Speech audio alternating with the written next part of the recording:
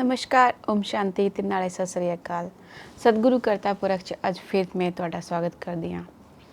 मित्रों, अज इस एपीसोड च असी गल करूँगे अपने जिहड़े साडे कोल इतने समय बिताए ब्राह्मण कुलभूषण च ते ज्ञान दी कुछ गल्लां सुनाई ते योग दे बारे च कुछ गल्लां सुनाई। वो आत्मा साडे दादी गुलजार जी जिहड़े हुण वतन च उड़ के फरिश्ता बन के चल गए वे।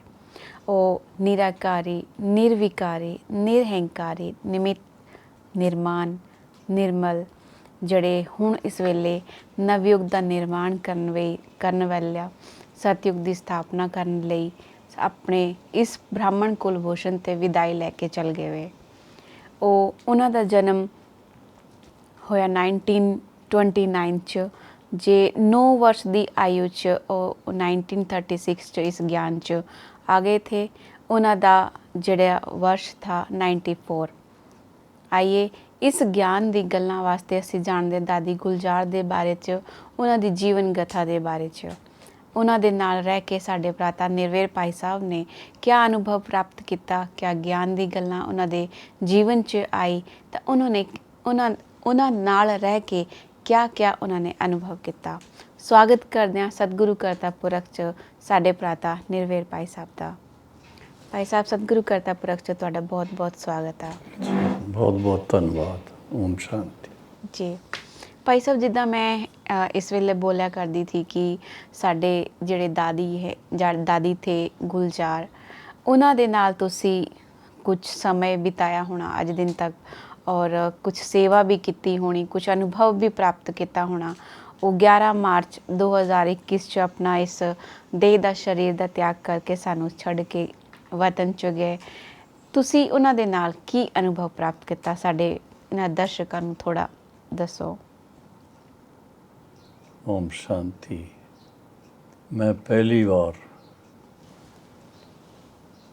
गुलजार दादी जी नू दिल्ली च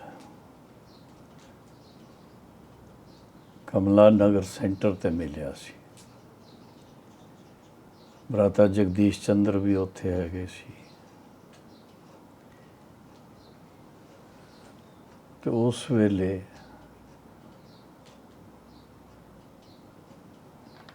पहली बार मिलने च थोड़ा जा सानू ज्ञान और योग दे बारे च जगदीश भाई जी ने भी सुनाया, दादी जी ने भी सुनाया और बड़ा अच्छा लगता सी। इतना रूहानियत, इतनी पवित्रता दा वातावरण, ईश्वरी स्नेह, सब गल्लां सी। दिल ते हुंदी सी कि असी सुनदे ही रहीए, पर फिर क्योंकि छुट्टी ते असी गए सी तो टाइम बड़ा थोड़ा सी तो थोड़ा टाइम दिल्ली दे 4 सेंटरां ते हो के आना सी जी। तो बड़ा शॉर्ट विजिट सी, लेकिन वो पहली विजिट भी ਉਹਦਾ ਇੰਪੈਕਟ ਸਾਡੇ ਮਾइंड ਤੇ बहुत होया क्योंकि दादी जी ਦੀ ਪਰਸਨੈਲਿਟੀ ਇਹੋ ਜਿਹੀ ਸੀ। ਇੱਕ ਤੇ ਉਹ ਛੋਟੇਪਨ ਤੋਂ ਗਿਆਨ ਚ ਆ ਗਏ थे। ਤੁਸੀਂ 9 ਸਾਲ ਕਿਹਾ, ਵੈਸੇ 8 ਸਾਲ ਦੀ ਸੀ अच्छा। ਜਦੋਂ ਉਹ ਗਿਆਨ ਚ ਆਏ ਨੇ, जो सानू शुरू च दस्या गया सी जी। और छोटी उम्र सी 9 साल की उम्र तो लैके कुछ उन्हों का पार्ट और जितनी भी ओम मंडली च भैणा सी या लोग हैगे सी उन्हों तो न्यारा सी। अच्छा। ते शुरू तो लैके इन्हों ਦਿਵਯ ਦ੍ਰਿਸ਼ਟੀ ਦਾ ਵਰਦਾਨ ਪ੍ਰਾਪਤ ਹੈਗਾ ਸੀ। ਅੱਛਾ। ਔਰ ਉਹ ਮਤਲਬ ਟਰਾਂਸ 'ਚ ਜਾਣਾ, ਸੂਖਸ਼ਮ ਵਤਨ ਦਾ ਸਮਾਚਾਰ ਲੈ ਕੇ ਆਉਣਾ, ਉਹ ਪਾਰਟ ਉਹਨਾਂ ਦਾ ਸ਼ੁਰੂ ਤੋਂ ਸੀ। ਔਰ ਇਸ ਕਰਕੇ ਸੈਂਟਰਸ 'ਤੇ ਜਦੋਂ ਉਹ ਕਿਤੇ ਜਾਂਦੇ ਆਉਂਦੇ ਸੀ ਅਤੇ ਖਾਸ ਹਰ ਸੈਂਟਰ ਵਾਲੇ ਇਹੋ ਹੀ ਚਾਹੁਣਗੇ ਕਿ ਦਾਦੀ ਜੀ ਬਾਬਾ ਨੂੰ ਭੋਗ ਸਵੀਕਾਰ ਕਰਾਉਣ ਔਰ ਸਾਡੇ ਵਾਸਤੇ ਸੰਦੇਸ਼ ਲੈ ਕੇ ਆਉਣ। ਅਤੇ ਇਹ ਸ਼ੁਰੂ 'ਚ ਤਾਂ ਇਸੇ ਤਰ੍ਹਾਂ ਪਰਿਚੈ ਹੋਇਆ ਸੀ। ਅੱਛਾ। ਫਿਰ ਬਾਅਦ 'ਚ ਜਿਸ ਤਰ੍ਹਾਂ ਸਮੇਂ ਬੀਤਦਾ ਗਿਆ ਅਤੇ ਫਿਰ ਮਿਲਣਾ ਜੁਲਣਾ ਕਾਫੀ ਹੁੰਦਾ ਰਿਹਾ। ਬੰਬੇ 'ਚ ਵੀ ਦਾਦੀ ਆਈ ਸੀ, ਉਸ ਵੇਲੇ ਵੀ ਮਿਲਣਾ ਹੋਇਆ। ਮਧੂਬਨ 'ਚ ਵੀ ਜਦੋਂ ਅਸੀਂ ਜਾਂਦੇ ਰਹੇ ਕਦੀ, ਉਸ ਵੇਲੇ ਵੀ ਮਿਲਣਾ ਹੋਇਆ। ਤਾਂ ਸ਼ੁਰੂ 'ਚ ਤਾਂ ਅਸੀਂ ਜਿਗਿਆਸੂ ਦੇ ਰੂਪ 'ਚ ਅੱਛਾ। ਕੁਛ ਈਸ਼ਵਰੀ ਗਿਆਨ ਨੂੰ ਪ੍ਰਾਪਤ ਕਰਨ ਦੀ ਜਿਗਿਆਸਾ ਹੈਗੀ ਸੀ। ਔਰ ਉਸ ਵੇਲੇ ਤੇ ਇਹੀ ਹੁੰਦਾ ਸੀ ਕਿ ਜੋ ਵੀ ਸੀਨੀਅਰ ਭੈਣਾਂ ਜਾਂ ਭਾਈ ਉਹਨਾਂ ਤੋਂ ਅਨੁਭਵ ਸੁਣਦੇ ਸੀ। ਅੱਛਾ। ਜਾਂ ਕਿਸੇ ਕਲਾਸ 'ਚ ਉਹ ਆਪਣਾ ਕੋਈ ਨਾ ਕੋਈ ਵਿਸ਼ੇਸ਼ ਵਿਆਖਿਆਨ ਉਹਨਾਂ ਦਾ ਹੁੰਦਾ ਸੀ ਔਰ ਯੋਗ ਕਰਾਉਂਦੇ ਸੀ, ਅਤੇ ਉਸ ਵੇਲੇ ਬਹੁਤ ਸੁੰਦਰ ਅਨੁਭਵ ਹੁੰਦੇ ਸੀ। ਅਤੇ ਸ਼ੁਰੂਆਤ ਤਾਂ ਇਸ ਤਰ੍ਹਾਂ ਹੋਈ ਸੀ। ਅੱਛਾ। ਫਿਰ ਚਲਦੇ ਈਸ਼ਵਰੀ ਸੇਵਾ 'ਚ ਜਿਸ ਤਰ੍ਹਾਂ ਅਸੀਂ ਥੋੜ੍ਹਾ ਉਹਦੇ 'ਚ ਬਿਜ਼ੀ ਹੋ ਗਏ, ਜਿਸ ਦੇ ਕਾਰਨ ਫਿਰ ਜੋ ਸੇਵਾ ਦੇ ਬਾਰੇ 'ਚ ਮੀਟਿੰਗਸ ਹੁੰਦੀਆਂ ਸੀ, ਕੋਈ ਵੱਡੇ ਪ੍ਰੋਗਰਾਮ ਹੁੰਦੇ ਸੀ, ਤੇ ਉਸ ਵੇਲੇ ਦਾਦੀ ਜੀ ਦਾ ਬਹੁਤ ਵਿਸ਼ੇਸ਼ ਪਾਰਟ ਦੇਖਿਆ ਸੀ। ਅੱਛਾ। ਜਿਸ ਤਰ੍ਹਾਂ ਇੱਕ ਪ੍ਰੋਗਰਾਮ 1973 'ਚ 1973। ਅੱਛਾ। ਰਾਮਲੀਲਾ ਮੈਦਾਨ 'ਚ ਹੋਇਆ ਸੀ। ਔਰ ਉਸ ਵੇਲੇ ਸਾਰੇ ਹਿੰਦੁਸਤਾਨ ਦੇ ਜਿਹੜੇ ਸਾਡੇ ਸੈਂਟਰਸ ਹੈਗੇ ਸੀ, ਅਤੇ ਉਹ ਸੈਂਟਰਸ ਜ਼ੋਨਸ 'ਚ ਵਟੇ ਹੋਏ ਸੀ, ਅਤੇ ਹਰ ਇੱਕ ਜ਼ੋਨ ਨੇ ਆਪਣਾ ਸਟਾਲ ਬਣਾਇਆ ਸੀ। ਜੀ। ਔਰ ਉਸ ਵੇਲੇ ਦਿੱਲੀ ਰਾਮਲੀਲਾ ਮੈਦਾਨ ਦੀ ਗੱਲ ਹੈ। ਜੀ। ਉਸ ਵੇਲੇ ਬਾਈ ਚਾਂਸ ਰਸ਼ੀਆ ਦਾ ਪ੍ਰੈਜ਼ੀਡੈਂਟ ਆਉਣ ਵਾਲਾ ਸੀ। ਅੱਛਾ। ਅਤੇ ਉਹ ਉਹਨਾਂ ਦਾ ਪ੍ਰੋਗਰਾਮ ਅਨਾਊਂਸ ਹੋਇਆ, ਅਤੇ ਉਹਦੇ 'ਚ ਉਹਨਾਂ ਦੀ ਰਿਸੈਪਸ਼ਨ ਵਾਸਤੇ ਅਨਾਊਂਸ ਹੋਇਆ ਕਿ ਰਾਮਲੀਲਾ ਮੈਦਾਨ 'ਚ ਹੋਏਗੀ। ਅੱਛਾ। ਅਤੇ ਸਾਡੇ ਲਈ ਤਾਂ ਬੜੀ ਮੁਸ਼ਕਿਲ ਹੋ ਗਈ। ਅਤੇ ਫਿਰ ਦਾਦੀ ਜੀ, ਜਗਦੀਸ਼ ਭਾਈ, ਇਹਨਾਂ ਦੇ ਨਾਲ ਅਸੀਂ 20-25 ਭਾਈ ਭੈਣ ਇੰਦਰਾ ਜੀ ਨੂੰ ਮਿਲਣ ਵਾਸਤੇ ਗਏ। ਅੱਛਾ। ਔਰ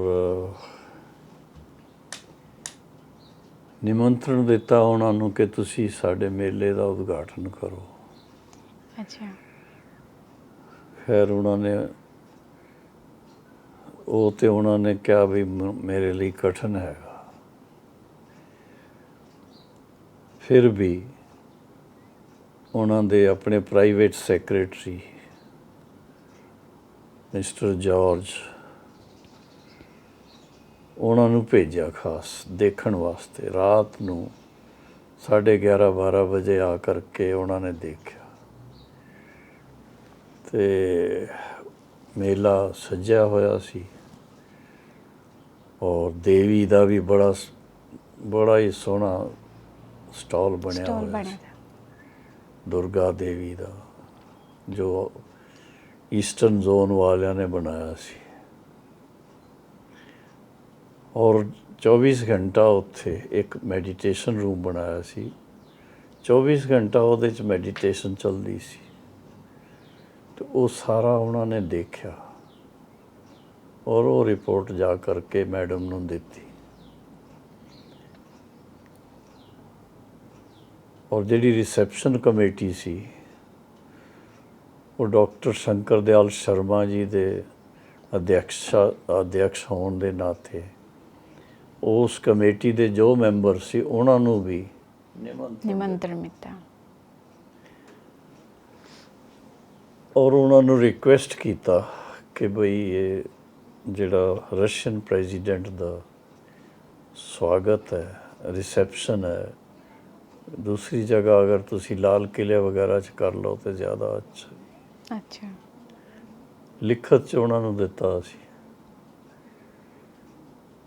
ਆਮ ਤੌਰ 'ਤੇ ਲੋਕ ਇਹ ਸਮਝਦੇ ਸੀ, ਸਾਨੂੰ ਆ ਕੇ ਕਹਿੰਦੇ ਵੀ ਸੀ, ਨਹੀਂ ਮੈਡਮ ਨਹੀਂ ਕਰੇਗੀ, ਲੇਕਿਨ ਫਿਰ ਬਾਬਾ ਦੀ ਕਮਾਲ ਕਹੀਏ, ਸ਼ਿਵ ਬਾਬਾ ਨੇ ਮੈਡਮ ਨੂੰ ਵੀ ਔਰ ਦੂਜੇ ਵੀ ਜਿੰਨੇ ਪ੍ਰੈਜ਼ੀਡੈਂਟ ਗੁਰਬਚਵ ਆਉਣ ਵਾਲੇ ਸੀ, ਉਹਦੇ ਰਿਸੈਪਸ਼ਨ ਵਾਸਤੇ ਜਿਹੜੀ ਕਮੇਟੀ ਬਣੀ ਸੀ, ਉਹ ਸਾਰੇ ਮੈਂਬਰਸ ਨੇ ਇੱਕ ਮਤ ਨਾਲ ਤੈਅ ਕੀਤਾ ਕਿ ਬ੍ਰਹਮਾ ਕੁਮਾਰੀਜ਼ ਦੀ ਜਿਹੜੀ ਐਗਜ਼ੀਬਿਸ਼ਨ ਲੱਗੀ ਹੈ, ਇੱਥੇ ਮੇਲਾ ਲੱਗਿਆ ਜੀ, ਇਹਨਾਂ ਨੂੰ ਡਿਸਟਰਬ ਨਾ ਕੀਤਾ ਜਾਏ। ਅੱਛਾ। ਉਹਦੀ ਬਜਾਏ ਲਾਲ ਕਿਲ੍ਹੇ 'ਚ ਉਹਨਾਂ ਦਾ ਸਵਾਗਤ ਕੀਤਾ ਜਾਏ। ਅਤੇ ਇਹ ਦਾਦੀ ਜੀ ਦੇ ਇੱਕ ਗਾਈਡੈਂਸ 'ਚ, ਕਿਉਂਕਿ ਦਾਦੀ ਪ੍ਰਕਾਸ਼ ਮਣੀ ਜੀ ਨੂੰ ਖੁਦ ਵੀ ਬਹੁਤ ਅੰਦਰੋਂ ਬਾਬਾ ਦੀ ਟੱਚਿੰਗ ਵੀ ਆਉਂਦੀ ਸੀ, ਔਰ ਸਾਥ ਫਿਰ ਦਾਦੀ ਗੁਲਜ਼ਾਰ ਦੇ ਜ਼ਰੀਏ ਬਾਬਾ ਕੋਲੋਂ ਸੰਦੇਸ਼ ਵਗੈਰਾ ਪੁੱਛਦੇ ਸੀ, ਔਰ ਉਹਦੇ ਫਲਸਰੂਪ ਉਹ ਇੱਕ ਮਤਲਬ ਬ੍ਰਹਮਾ ਕੁਮਾਰੀਜ਼ ਵਾਸਤੇ ਇੱਕ ਅੱਛੀ ਨਿਊਜ਼ ਸੀ ਕਿ ਬਈ ਉਹਨਾਂ ਦੇ ਰਿਸੈਪਸ਼ਨ ਦਾ ਜਿਹੜਾ ਵੈਨਿਊ ਸੀ ਉਹ ਸ਼ਿਫਟ ਹੋ ਗਿਆ। ਅੱਛਾ। ਔਰ ਅਸੀਂ ਉਸ ਵੇਲੇ ਮਤਲਬ ਉਸ ਮੇਲੇ 'ਚ, ਮੇਲਾ ਕਹਿਣ ਚਾਹੁੰਦਾ ਜੀ, ਜਿਤਨੇ ਵੀ ਵਰਗ ਹੈਗੇ ਨੇ, ਵਰਗੀਕਰਨ ਦੇ ਹਿਸਾਬ ਨਾਲ ਉਹਨਾਂ ਦੇ ਵਿਸ਼ੇਸ਼ ਪ੍ਰੋਗਰਾਮ ਰੱਖੇ ਸੀ, ਸੈਮੀਨਾਰ ਔਰ ਖਾਸ ਫਿਰ ਰਾਜਯੋਗ ਸ਼ਿਵਿਰ, 7 ਦਿਨ ਦਾ ਕੋਰਸ ਇਹੋ ਜਿਹਾ। ਔਰ ਉਹਦੇ ਫਲਸਰੂਪ ਬਹੁਤ ਅੱਛੇ ਭਾਈ ਭੈਣ ਉਸ ਮੇਲੇ ਤੋਂ ਉਹਨਾਂ ਨੇ ਆਪਣਾ ਆਧਿਆਤਮਿਕ ਜਨਮ ਲਿਆ। ਅੱਛਾ। ਉਹਦੇ 'ਚ ਵਕੀਲ ਵੀ ਹੈਗੇ ਸੀ, ਜੱਜ ਵੀ ਹੈਗੇ ਸੀ, ਕੀ ਕਹੀਏ ਇਹਨੂੰ, ਬਿਜ਼ਨਸ ਪਰਸਨਸ ਵੀ ਹੈਗੇ ਸੀ, ਐਜੂਕੇਸ਼ਨਿਸਟ ਵੀ ਹੈਗੇ ਸੀ, ਇੰਜੀਨੀਅਰਸ ਵੀ ਹੈਗੇ ਸੀ, ਬਹੁਤ ਅੱਛੀ ਲੋਕਾਂ ਦੀ ਸੇਵਾ ਹੋਈ ਸੀ। ਅਤੇ ਉਸ ਵੇਲੇ ਅਸੀਂ ਦਾਦੀ ਜੀ ਦੇ ਗੈਸਟ ਸੀ, ਕਿਉਂਕਿ ਗੁਲਜ਼ਾਰ ਦਾਦੀ ਉਸ ਵੇਲੇ ਦਿੱਲੀ ਪਾਂਡਵ ਭਵਨ ਦੀ ਅਧਿਅਕਸ਼ਾ ਹੈਗੀ ਸੀ। ਅਸੀਂ ਉੱਥੇ ਹੀ ਉਹਨਾਂ ਕੋਲ ਰਹੇ ਸੀ, ਅਤੇ ਤੁਸੀਂ ਸੋਚ ਸਕਦੇ ਹੋ ਰੋਜ਼ ਮਿਲਣਾ, ਦ੍ਰਿਸ਼ਟੀ ਮਿਲਣੀ, ਟੋਲੀ ਮਿਲਣੀ, ਇਟ ਵਾਜ਼ ਵੈਰੀ ਨਾਈਸ, ਬਹੁਤ ਅੱਛਾ। ਔਰ ਫਿਰ ਉਹਨਾਂ ਤੋਂ ਕੁਛ ਨਾ ਕੁਛ ਗਿਆਨ ਵੀ ਸੁਣਨਾ। ਦਾਦੀ ਜੀ ਦੀ ਸਪੀਚ ਜਿਹੜੀ ਹੁੰਦੀ ਸ਼ਾਰਟ ਸੀ, ਲੇਕਿਨ ਬਹੁਤ ਹਰ ਇੱਕ ਦੇ ਦਿਲ ਨੂੰ ਪਾਵਰਫੁਲ। ਛੂ ਜਾਂਦੀ ਸੀ। ਉਹਦਾ ਕਾਰਨ ਸੀ ਕਿ ਉਹ ਜੋ ਬੋਲਦੇ ਸੀ ਉਹ ਖੁਦ ਪ੍ਰੈਕਟੀਕਲ ਉਹਦੇ 'ਚ ਚੱਲਦੇ ਸੀ। ਉਹਦਾ ਇੰਪੈਕਟ ਬਹੁਤ ਹੁੰਦਾ ਸੀ। ਫਿਰ ਜਦੋਂ 1969 'ਚ, ਇਹ 73 ਦੀ ਗੱਲ ਪਹਿਲੇ ਮੈਂ ਸੁਣਾਤੀ, ਪਰ 1969 'ਚ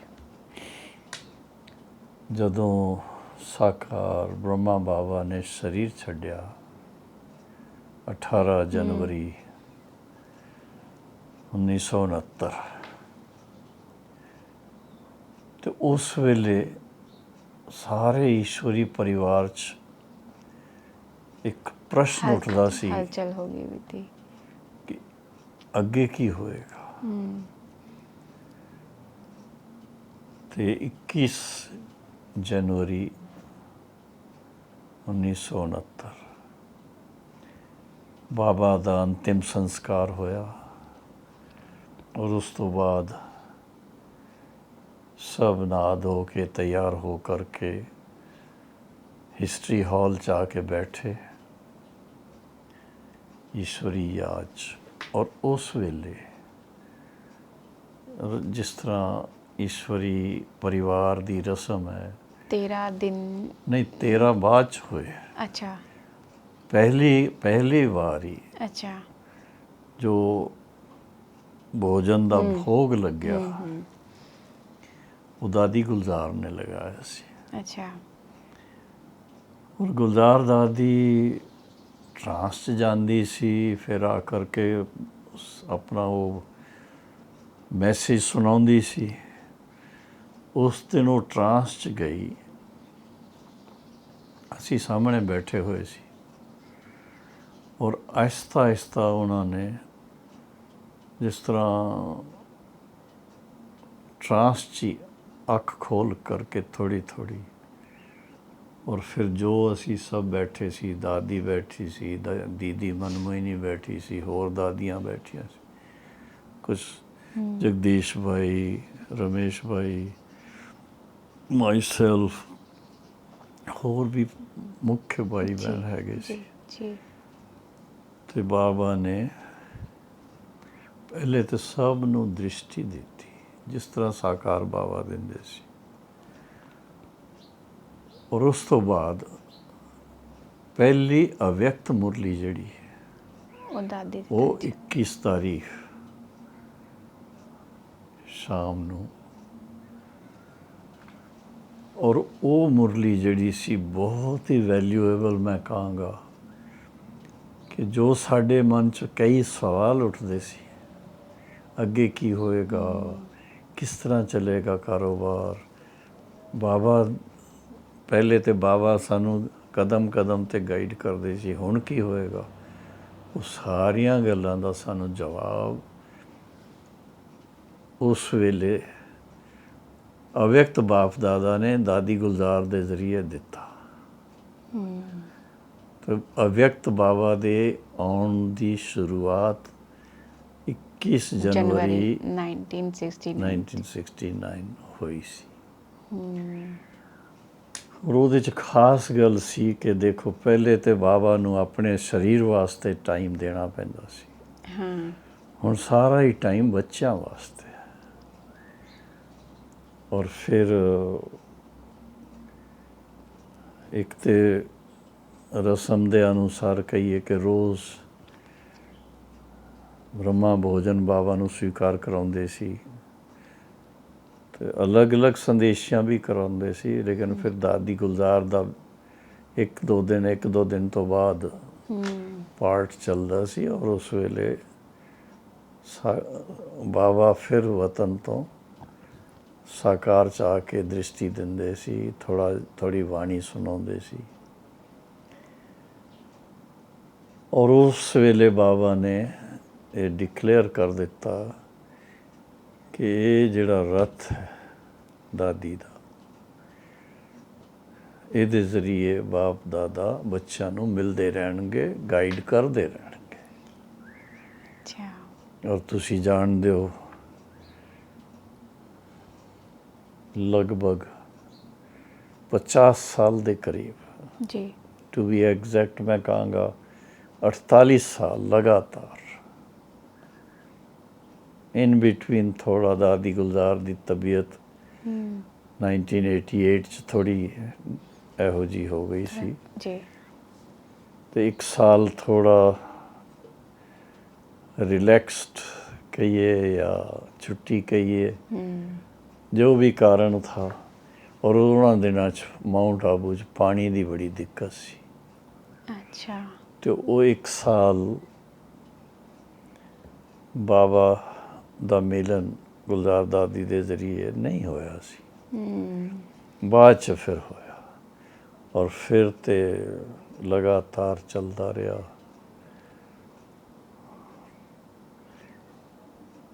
ਤੇ ਮੈਂ ਸਮਝਦਾ ਕਿ 48 ਈਅਰਸ 48 ਵਰਸ਼। ਪਹਿਲੇ ਸ਼ੁਰੂ 'ਚ ਜਲਦੀ ਬਾਬਾ ਦਾ ਆਉਂਦਾ ਹੁੰਦਾ ਸੀ, ਫਿਰ ਥੋੜ੍ਹਾ ਟਾਈਮ ਗੈਪ ਹੋ ਜਾਂਦਾ ਸੀ, but that is how it happened. ਪਰ ਤੁਸੀਂ ਬੋਲੇ ਕਿ 1 ਵਰਸ਼ ਜਿਹੜਾ ਦਾਦੀ ਮਤਲਬ ਸਾਨੂੰ ਬਾਬਾ ਨਾਲ ਨਹੀਂ ਮਿਲਾ ਸਕਦੇ थे, ਉਹ उस 1 वर्ष कुछ थोड़ी जी हलचल नहीं हुई थी? नहीं, हलचल कुछ नहीं। we are all educated people, ਤੇ ਸਰੀਰ ਤਾਂ ਸਰੀਰ ਹੀ ਹੈ। ਇਸ ਦੁਨੀਆ 'ਚ ਕਲਯੁਗ ਦੇ ਅੰਤ ਦੇ 5 ਤੱਤਵ ਜਿਹੜੇ ਆ, ਉਹਦੇ ਕਾਰਨ ਥੋੜ੍ਹਾ ਜਿਹਾ, ਤੇ ਉਹ ਫਿਰ ਉਹਦਾ ਇਲਾਜ ਹੋ ਗਿਆ। ਅੱਛਾ। ਸਰਜਰੀ ਹੋ ਗਈ, ਇਲਾਜ ਹੋ ਗਿਆ, ਔਰ ਫਿਰ ਉਹਦੇ ਬਾਅਦ ਮੇਰਾ ਖਿਆਲ ਹੈ ਕੀਮੋਥੈਰੇਪੀ ਵਗੈਰਾ ਵੀ ਹੁੰਦੀ ਹੈ, ਉਹ ਵੀ ਹੋਈ। ਉਹ ਦਾਦੀ ਦੇ ਬਾਲ ਸਾਰੇ ਝੜ ਗਏ ਸੀ। ਇੰਝ ਲੱਗਦਾ ਸੀ ਜਿਸ ਤਰ੍ਹਾਂ ਸੰਤ ਸੰਨਿਆਸੀ ਹੁੰਦੇ ਨਾ, ਇੱਕ ਵੀ ਬਾਲ ਨਹੀਂ ਸੀ ਸਿਰ 'ਤੇ। ਲੇਕਿਨ ਫਿਰ ਥੋੜ੍ਹੇ ਟਾਈਮ ਤੋਂ ਬਾਅਦ ਵਾਪਸ ਆ ਗਏ।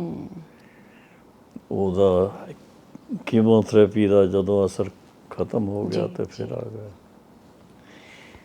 ਸੋ ਦੈਟ ਵਾਜ਼ ਦਾ ਵੇ, ਮਤਲਬ ਦਾਦੀ ਦਾ। ਔਰ ਫਿਰ ਤਾਂ ਮੈਂ ਇਹ ਕਹਾਂਗਾ ਕਿ ਇਤਨਾ ਦਾਦੀ ਦਾ ਪਾਰਟ ਸ੍ਰੇਸ਼ਟ ਰਿਹਾ, ਕਿਉਂਕਿ ਉਸ ਤੋਂ ਬਾਅਦ ਖਾਸ ਦੇਸ਼ ਵਿਦੇਸ਼ ਦੋਨੋਂ ਦੇ ਚਾਰੋਂ ਤਰਫ ਭਾਈ ਭੈਣ ਬਹੁਤ ਆਉਂਦੇ ਸੀ। ਤੇ ਸਾਡੇ ਉਹ ਪਾਂਡਵ ਭਵਨ ਦੇ ਹਾਲ ਛੋਟੇ ਹੋ ਗਏ। ਫਿਰ ਉਸ ਤੋਂ ਬਾਅਦ ਓਮ ਸ਼ਾਂਤੀ ਭਵਨ ਬਣਿਆ, ਉਹਦੇ 'ਚ ਕਾਫੀ ਪਾਰਟ ਚੱਲਦਾ ਰਿਹਾ। ਫਿਰ ਉਸ ਤੋਂ ਬਾਅਦ ਉਹ ਵੀ ਛੋਟਾ ਹੋ ਗਿਆ, ਤੇ ਫਿਰ ਇਹ ਡਾਇਮੰਡ ਹਾਲ ਇੱਥੇ ਸ਼ੁਰੂ ਹੋਇਆ। ਔਰ ਮਤਲਬ ਕਈ ਵਰਸ਼ ਸਮਝ ਸਕਦੇ ਹੋ ਤੁਸੀਂ।